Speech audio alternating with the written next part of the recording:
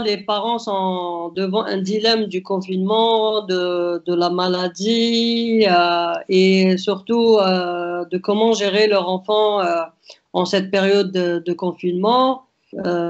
Quels sont vos conseils aux parents? Parce qu'on parle toujours des enfants autistes, mais aussi on doit parler des parents, leur état psychologique, comment ils peuvent gérer, comment on peut les aider par nos conseils afin qu'ils puissent gérer cette période efficacement et Oui, tout à fait. En fait, je pense que le parent, c'est le pilier.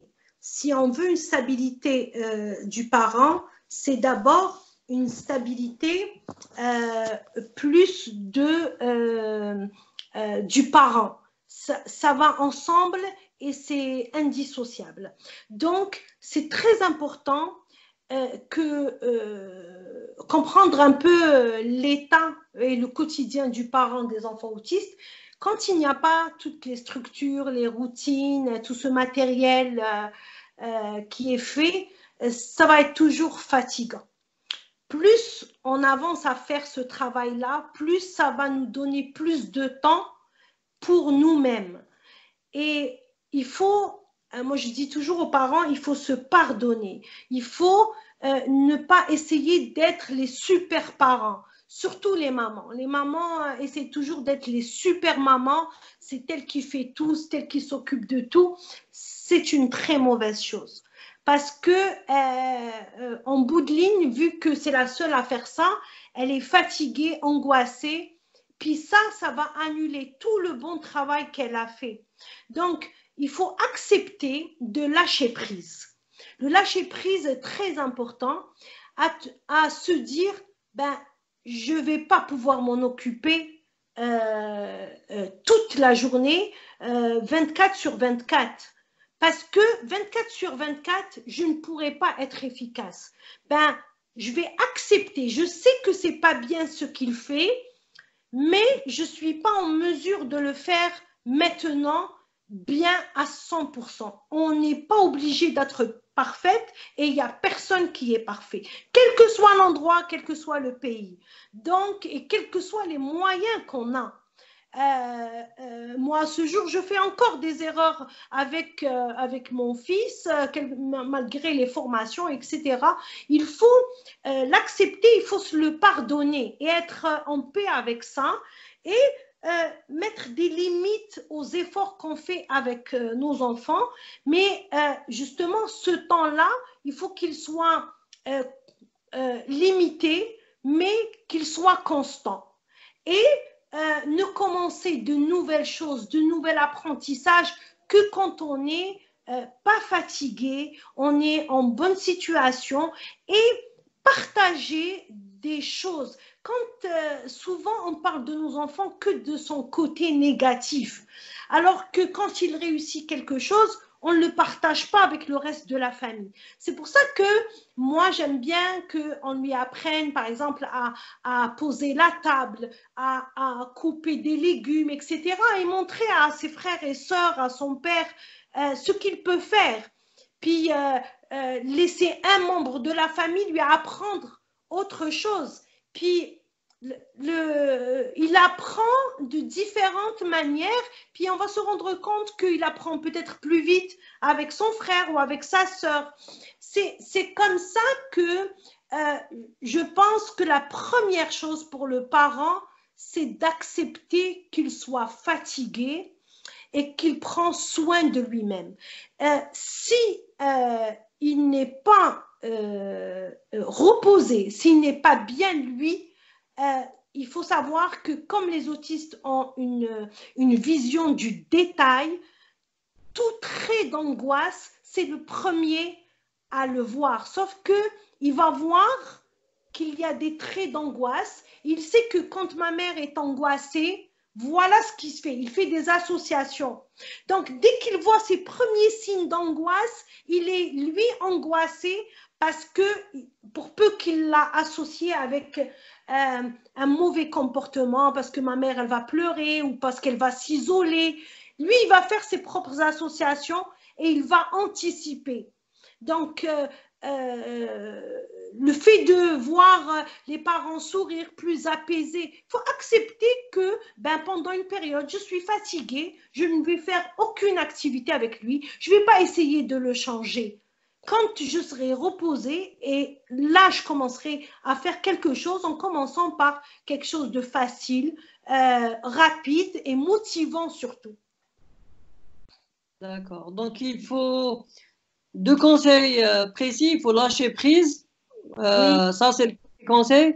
Et surtout, ne pas mettre son enfant dans une bulle. Donc, c'est pas comme donc le laisser faire et essayer de s'occuper de nous-mêmes pour qu'on soit très ah bien oui, afin.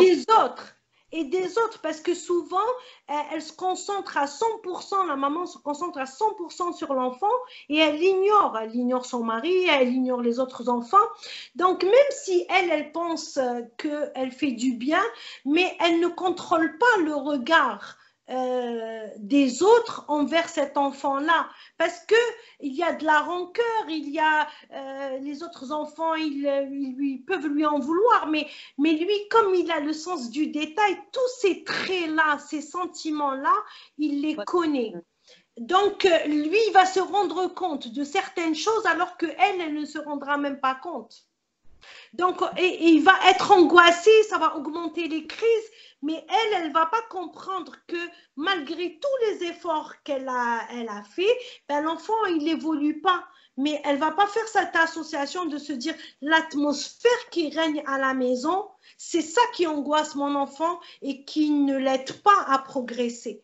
Vous savez, il y a des gens qui peuvent être, c'est des je m'en foutistes, c'est des, ils sont, ils prennent les choses à la légère. Et là, l'enfant, même s'il ne fait pas de gros progrès d'apprentissage pédagogique, mais il est apaisé. D'accord. Donc, autre chose, docteur, aujourd'hui, nous avons des ressources sur Internet qu'on trouve largement diffusées sur Internet et qui pourront aider les parents des enfants autistes, des conseils, des... Est-ce que vous avez des ressources bien précises à nous donner, à les donner aux parents pour qu'ils puissent répondre aux questions, aux différents questionnements que les parents posent quotidiennement? Oui, je pense que d'abord, c'est important de savoir que tout ce qui circule sur Internet, il y a une étude aussi qui a été faite ici au Canada et on a démontré même ici que en fait 80% des informations qui circulent sur l'autisme n'est pas scientifique. Donc il n'y a que 20% qui soient scientifiques. Il y a des méthodes, il y a des choses qui sont validées, qui ont des inconvénients et des avantages, des inconvénients. Le 100% juste n'existe pas. Il n'y a pas des experts à 100% dans l'autisme. Ça n'existe pas aussi parce que l'autisme, c'est c'est d'abord le parent et sa connaissance.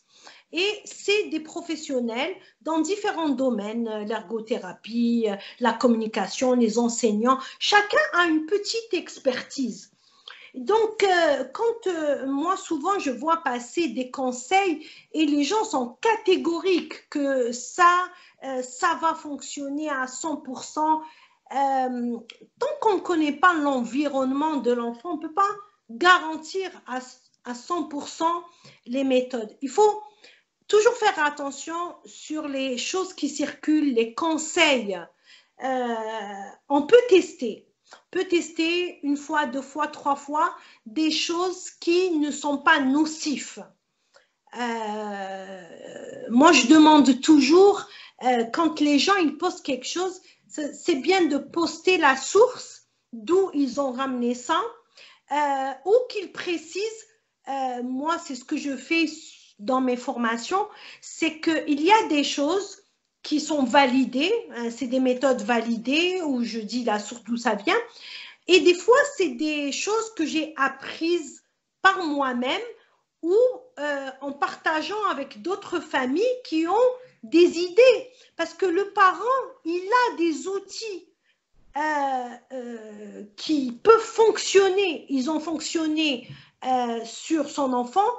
Peut-être qu'ils ne vont pas fonctionner sur tous les enfants, mais juste une partie. On peut partager l'expérience parce que les enfants ne sont pas tous semblables. Comme tous les enfants, chacun a des faiblesses dans certaines choses, des forces dans certaines choses. Et le parent est la meilleure personne qui peut observer et tester des choses, à condition que les tests, ce ne soient pas des médicaments, ce ne soient pas des choses nocives. Quelque chose, l'imad-darch. Je vais vous donner un exemple qui est très fréquent en Algérie. Des parents, ils me disent, Ruqya, est-ce que... moi, je dis, pour des parents qui n'ont rien, eh bien oui, ça peut être efficace. Pourquoi? Parce que le fait de faire quelque chose, le parent, il n'a rien comme outil. Il n'a pas les moyens. Le fait de... En fait, c'est pas Ruqya qui a un impact, c'est l'humeur du parent, pensant qu'il est en train de faire quelque chose pour son enfant, cette satisfaction du parent, cet impact, il est positif sur l'enfant. Donc, il faut savoir, moi je ne donne pas les mêmes conseils à quelqu'un qui habite dans un petit village où je sais qu'il ne va pas avoir accès à une imprimante, il ne va pas avoir, donc je m'adapte à son environnement pour lui dire prends telle chose, prends un bidon, l'idée c'est d'être dans la peau dans l'environnement de ces familles-là et les conseiller. Parce que si les gens pensent que tel régime, telle vitamine, c'est ça, généralement, c'est ça qui va apporter quelque chose, alors que eux ne sortent même pas de la maison. Vous voyez comment la frustration, non. Il faut savoir, moi, il y avait du matériel ici que j'achetais très cher. Et qu'on est parti à Saïda ou à Bdjaya et on a pu le faire avec les moyens de bord. Par exemple, je vous donne l'exemple de la couverture lourde. Ici au Canada, elle coûte entre 500 et 600 dollars parce que les enfants, souvent, il y a des enfants qui ont besoin de quelque chose de lourd sur eux pour qu'ils puissent dormir et de façon prolongée. Eh bien, c'est clair qu'on ne pouvait pas apporter ça chez nous, c'est trop cher. Ben, ils avaient une couverture traditionnelle qui s'appelle Bourabeh, qui était très très lourde à Saïda, un truc traditionnel que toutes les familles avaient. Puis il y avait une maman qui est aussi membre de l'association et qui a essayé cette couverture sur l'enfant. Et son fils a dormi toute la nuit. Donc, vous comprenez, c'est que les méthodes, il faut savoir les adapter. Il ne faut pas... moi, je donne juste un petit conseil. Les gens qui font du coaching et qui sont sûrs à 100%, il faut toujours s'en méfier. Parce que moi, à ce jour, il n'y a aucune certitude. On pense, on avance, on apprend tous les jours. Il faut accepter de faire des erreurs, de corriger ces erreurs et d'avancer. Et il ne faut pas s'en vouloir. Il y a des pages sur Facebook qui sont plus ou moins sérieux. Moi, quand j'ai l'occasion de voir des choses où il y a des certitudes sur des choses qui ne sont pas validées, je mets quand même un commentaire parce que c'est ma responsabilité, mais sans être dans la critique trop négative, parce que c'est des efforts. Si je n'ai pas une solution de substitution, je n'interdis pas. On n'interdit pas si on n'a pas autre chose à offrir à la place. Donc, il faut contrebalancer. Il y a des familles qui m'ont demandé d'être avec eux dans une page et moi, j'ai dit que pendant la période de ce confinement, j'allais être avec eux, j'allais répondre à toutes les questions de façon bénévole et gratuite, et que toutes les personnes qui veulent poser des questions pendant cette période, à travers cette page, je peux le faire. Elle s'appelle... je vais essayer de vous envoyer le lien. Alors, c'est soutien. Je vais essayer Comme ça, nous allons la partager et la oui. donner. Et toutes ces images que je vous ai, ça s'appelle Soutien Parents TSA. Et voilà, je vous l'envoie.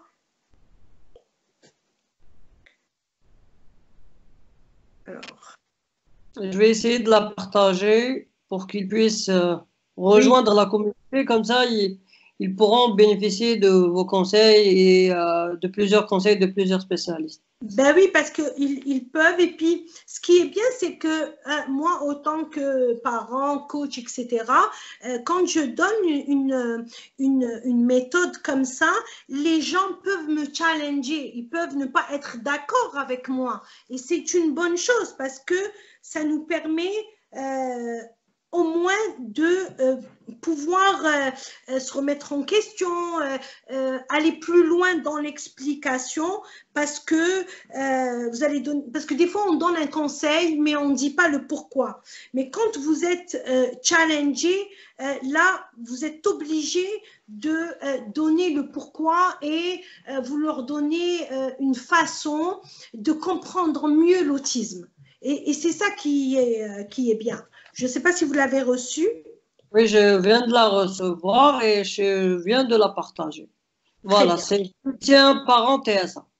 Exact. C'est privé sur Facebook et les parents peuvent donc rejoindre le groupe et poser leurs questions et bien sûr avoir des réponses de vous, Madame Docteur Mezedi, et beaucoup d'autres personnes qui ont de l'expérience, qui ont des enfants autistes, qui ont de l'expérience avec l'autisme. Exact. Voilà.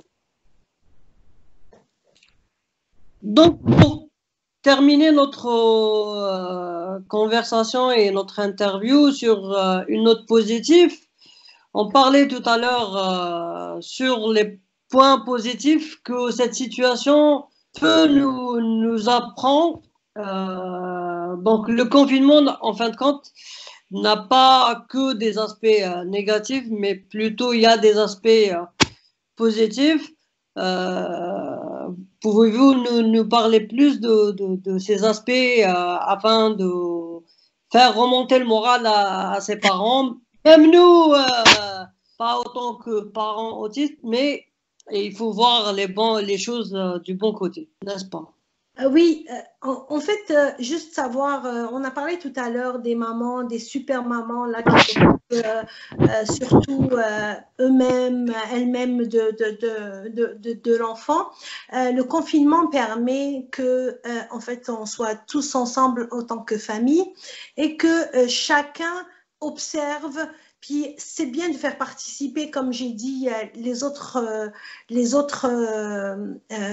membres de la famille pour mieux observer et pour agir avec l'enfant.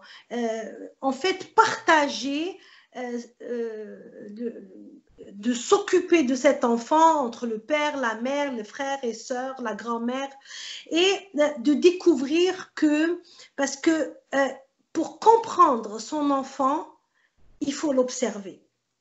Et c'est clair que là, vous n'avez pas le travail, vous n'avez pas les sorties, vous n'avez pas le marché. Là, vous avez que ça. Et observer. Puis, juste, je veux que les parents, s'ils commencent dans ce confinement à observer leur enfant et à se dire, mon enfant, quel que soit son niveau, enfin, ma perception de son niveau, parce qu'on sait, on ne connaît pas vraiment le niveau intellectuel de l'enfant parce que l'enfant, il peut avoir un très haut niveau intellectuel, mais son comportement ne reflète pas son niveau. Mais c'est l'occasion, quand on va observer ça, on va observer son comportement, on va se rendre compte la logique, comment il est structuré dans sa logique, etc.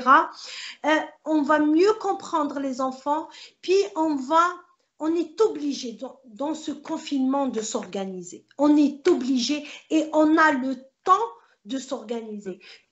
Les parents, ils vont voir qu'une fois qu'on va s'organiser, la vie, elle va être tellement plus facile. D'abord pour leur enfant, mais ensuite pour eux et pour les autres membres de la famille. On va se rendre compte que la logique autistique, c'est une logique qui nous arrange. Nous, on est pris dans un tourbillon, on est dans un brouillon. Et être structuré, ça nous permet de nous organiser. Donc, grâce à notre enfant qui a plus besoin de ça que nous, on va pouvoir le faire, puis on va voir son avantage maintenant, encore plus pendant le confinement. Puis si on prend l'habitude de cette organisation, on va voir comment notre vie va être beaucoup plus facile que les choses qu'on vivait ailleurs. Donc, je pense que le confinement plus nos enfants nous permettent, je suis certaine, une vie meilleure par la suite, Inch'Allah en tout cas. Inch'Allah. Ben voilà, sur ça, on termine sur un point très très positif et il faut bien prendre les choses et profiter de ce temps-là pour s'approcher plus de notre enfant et de le connaître plus et d'avoir plus d'attention envers notre enfant. Moi, je vous remercie énormément d'avoir pris la peine de nous répondre et d'être avec nous tout ce temps-là. Merci de partager toutes ces informations qui sont très importantes pour nous tous, hein, pas pour seulement pour les familles. Bah oui. Donc, moi, personnellement, j'ai beaucoup appris avec vous. Je vous laisse terminer cette interview sur un mot ou sur un encouragement ou sur un conseil. C'est à vous l'honneur de clôturer avec un mot, une phrase. D'abord, je tiens surtout à vous remercier parce que tous les gens qui pensent aux familles, qui pensent à ces enfants-là, sont à féliciter. Toutes les initiatives, moi je suis toujours disponible pour cette cause, pour mieux faire comprendre cette population, cette intelligence. En parler positivement, c'est quelque chose de très important. La sensibilisation des gens, des médias, en parlant des choses positives sur l'autisme, c'est vraiment un devoir. Et j'espère que ce confinement va passer, on va apprendre énormément, qu'il n'y aura pas beaucoup de dégâts, que ce soit ici, en Algérie ou partout dans le monde, et que tous les sacrifices sur le plan humain ou économique puissent avoir un impact positif sur notre vie ultérieure. Ben, merci beaucoup. Moi aussi, je vous salue, vous particulièrement pour votre combat de tous les jours autant que maman d'un enfant autiste. Je salue tous les parents, que ce soit en Algérie ou au Canada ou dans le monde entier, qui sont justement mobilisés pour le bien de leur enfant. Je salue aussi l'association L'Amal ainsi que sa présidente Myriama et toute l'équipe, Mona et toute l'équipe qui font un travail énorme avec nos enfants autistes. Et je vous dis merci encore une fois. Et on se verra, Inch'Allah, pour d'autres occasions ou pour d'autres interviews, Inch'Allah. Merci beaucoup. Merci. Merci à vous.